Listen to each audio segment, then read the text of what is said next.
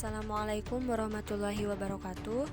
Perkenalkan, nama saya Risna Handayani, NIM 8600251129, Prodi S1 PGSD UPBJJ Bandung.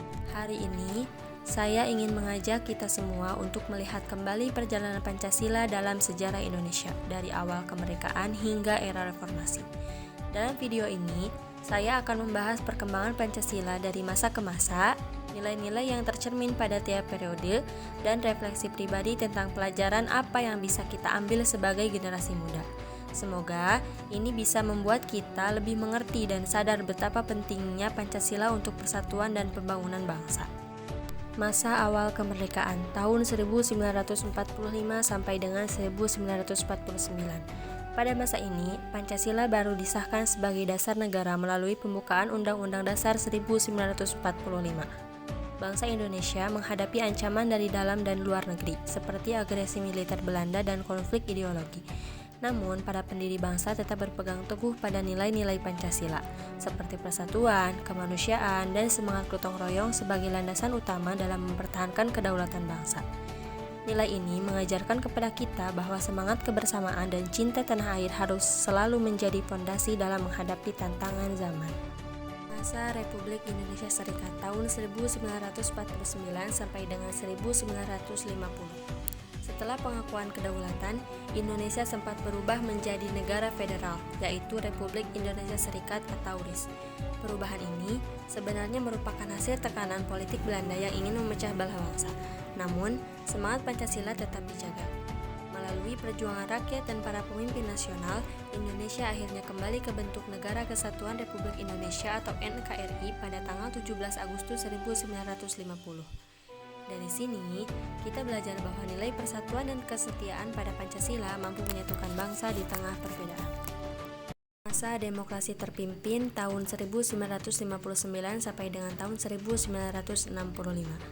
Pada masa ini, Presiden Soekarno mengeluarkan dekret presiden pada tanggal 5 Juli 1959 yang memberlakukan kembali Undang-Undang Dasar 1945. Pancasila kembali dijadikan pedoman utama dalam kehidupan berbangsa. Namun, praktik politiknya cenderung sentralik dan mengekang demokrasi.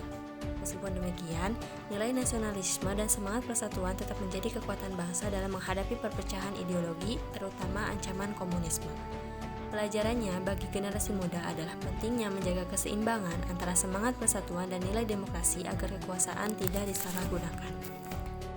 Masa Orde Baru tahun 1966 sampai dengan 1998. Setelah jatuhnya demokrasi terpimpin, lahirlah masa Orde Baru di bawah kepemimpinan Presiden Soeharto. Pemerintah berupaya mengembalikan stabilitas politik dan ekonomi dengan menjadikan Pancasila sebagai asas tunggal bagi seluruh organisasi. Pendidikan moral Pancasila digalakkan, namun dalam praktiknya, nilai Pancasila sering digunakan sebagai alat legitimasi kekuasaan. Meski begitu, masa ini juga menunjukkan bahwa Pancasila mampu menjadi simbol stabilitas dan pembangunan nasional.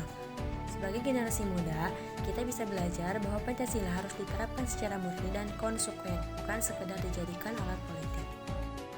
Masa reformasi tahun 1998 sampai dengan sekarang. Reformasi membawa semangat baru bagi kehidupan demokrasi di Indonesia. Setelah runtuhnya Orde Baru, Pancasila tidak lagi dijadikan asas tunggal, tetapi kembali ditempatkan sebagai ideologi terbuka yang fleksibel terhadap perubahan zaman. Nilai yang muncul di masa ini adalah kebebasan, keadilan sosial, dan tanggung jawab moral. Sebagai generasi muda, kita harus mampu menggunakan kebebasan dengan bijak, menyalurkan aspirasi tanpa menimbulkan perpecahan, dan tetap menjunjung nilai-nilai Pancasila dalam kehidupan digital maupun sosial. Dari perjalanan sejarah itu, saya belajar bahwa Pancasila bukan ideologi yang statis, tetapi selalu hidup dan berkembang sesuai tantangan zaman. Setiap periode mengajarkan hal yang berbeda. Semangat perjuangan di awal kemerdekaan, keteguhan di masa RIS, nasionalisme di masa demokrasi terpimpin, stabilitas di masa Orde Baru, dan kebebasan yang bertanggung jawab di era reformasi. Bagi saya, Pancasila tetap sangat relevan di era globalisasi dan media sosial saat ini. Nilai persatuan, keadilan, dan toleransi menjadi panduan agar kita tidak terpecah oleh perbedaan. Pancasila bukan hanya warisan sejarah, tetapi kompas moral yang menuntun langkah generasi muda dalam membangun Indonesia yang lebih baik. Sekian dari saya. Wassalamualaikum warahmatullahi wabarakatuh.